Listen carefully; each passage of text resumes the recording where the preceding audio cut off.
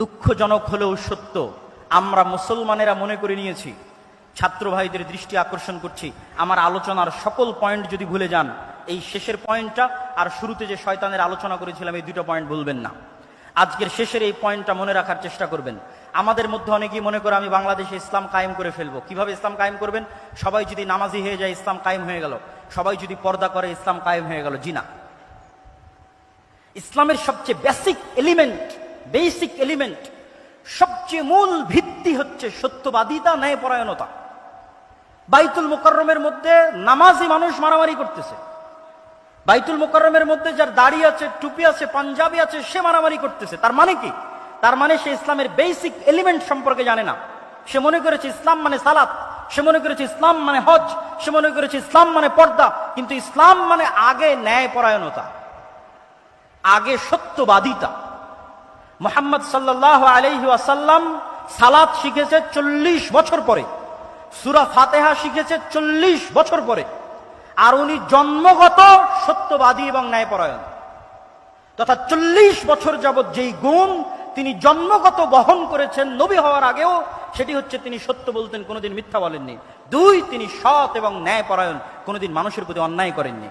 পৃথিবীতে আল্লাহ যত নবী রাসূল পাঠিয়েছেন, প্রত্যেক নবী রাসূলকে নবী হওয়ার আগে এই দুটি মৌলিক গুণাবলীর অধিকারী হতে হয়েছে। এক, সত্য কথা বলতে হবে, ন্যায়পরায়ণ হতে হবে। কেন? এই গুণটা আল্লাহর। আল্লাহ সত্যবাদী, আল্লাহ ন্যায়পরায়ণ।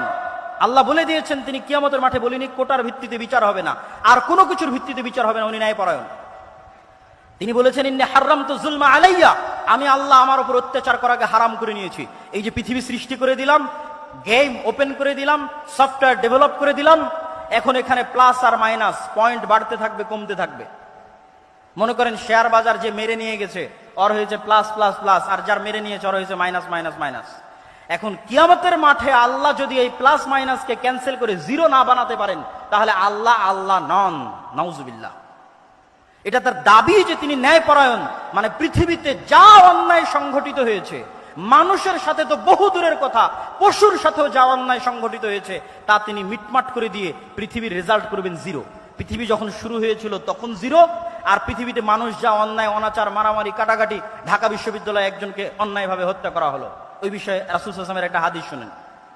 রাসূল সাল্লাল্লাহু আলাইহি ওয়াসাল্লাম বলছেন, লাউ ইজতামা আল ইনসু ওয়াল জিন, সারা পৃথিবীর সব মানুষ আর সারা পৃথিবীর সব জিন মিলে যদি একজন নিরপরাধ মানুষকে হত্যা করে, তাহলে আল্লাহ সুবহানাহু ওয়া তাআলা সারা পৃথিবীর সব মানুষ আর সব জিনকে জাহান্নামে নিক্ষেপ করতে 2 বারও ভাববেন না, চুল পরিমাণও চিন্তা করবেন না। এটাই তার ন্যায়পরায়ণতার মাপকাঠি, তিনি ন্যায়পরায়ণ। তাহলে ইসলামের মূল শিক্ষা কি? ইসলামের মূল সারমর্ম কি? সত্যবাদী হওয়া, ন্যায়পরায়ণ হওয়া। গত 15 বছর যে ফ্যাসিজম প্রতিষ্ঠিত ছিল, এই ফ্যাসিজমে হাজারো ওসি, লক্ষ ডিসি, লক্ষ এসপি, নামাজি, হাজি, দরবেশ, সে মনে করেছে সালাত ইসলাম, কিন্তু সে তার দায়িত্বে ন্যায়পরায়ণ নয়। সে যে একজন ওসি হিসেবে সে ন্যায়পরায়ণ দায়িত্ব পালন করেনি। ডিসি, সচিব হিসেবে, এসপি হিসেবে, এসিল্যান্ড, সাব রেজিস্ট্রার তার পদের সাথে আমানতের খেয়ানত করেছে। অর্থাৎ সে ইসলাম বুঝে না। সে যতই সালাত আদায় করুক, যতই সিয়াম পালন করুক, সে বুঝে না ইসলাম কি। রাসূল সাল্লাল্লাহু আলাইহি ওয়াসাল্লাম বলেছেন, সাবআতু ইউদিল্লুহুমুল্লাহ ইয়াওমা লা যিল্লা ইল্লা যিল্লুহ, 7 শ্রেণীর মানুষকে আল্লাহ কঠিন কিয়ামতের মাঠে বিশেষ ছায়া দিবেন। তার 1 নাম্বার, আলেম নয়, হুজুর নয়, তাহাজ্জুদ গুজার নয়, পর্দাশীলা নয়, ইমামুন আদিল, যে তার দায়িত্বে ন্যায়পরায়ণ। ন্যায়পরায়ণ প্রিন্সিপাল, ওসি, ডিসি, প্রধানমন্ত্রী, প্রধান উপদেষ্টা, ন্যায়পরায়ণ সমন্বয়ক জান্নাতে যাবে। আরেকজন তাহাজ্জুদ গুজারের পূর্বে, আরেকজন সালাত আদায়কারীর পূর্বে। ন্যায়পরায়ণতা হচ্ছে ইসলামের সবচেয়ে বড় মাপকাঠি। অতএব ছাত্র ভাইদের উদ্দেশ্যে আমার উদাত্ত আহ্বান থাকবে, আমার উদাত্ত ডাক থাকবে যে ইসলামের সকল শিক্ষা যদি আমরা ভুলে যাই, এই 2টা মৌলিক শিক্ষার উপর যদি আমরা একটা প্রজন্ম তৈরি করতে পারি। ফ্যাসিজম টিকে ছিল কিভাবে? তাদেরকে অন্যায়, তাদের মেরুদণ্ড সোজা নয়, তারা অন্যায় করেছে। আপনি সারা বাংলাদেশে মেরুদণ্ড সোজাওয়ালা, সৎ, ন্যায়পরায়ণ ওসিডিসি এসপি দেন, ক্ষমতায় যে আসুক না কেন, দেশ সুন্দর চলবে। তো এসিডিসি এসপি কারা হবে? আপনারাই হবে। আপনারা শিখেন ইসলামের মূল শিক্ষা, সৎ এবং ন্যায়পরায়ণ হওয়া, এবং টাকার কাছে, কোন চাপের কাছে মাথা নত না করা। এটাই শয়তানের বিরুদ্ধে যুদ্ধ। সম্মানিত উপস্থিতি, বক্তব্যের বিষয় ছিল অনেক কঠিন।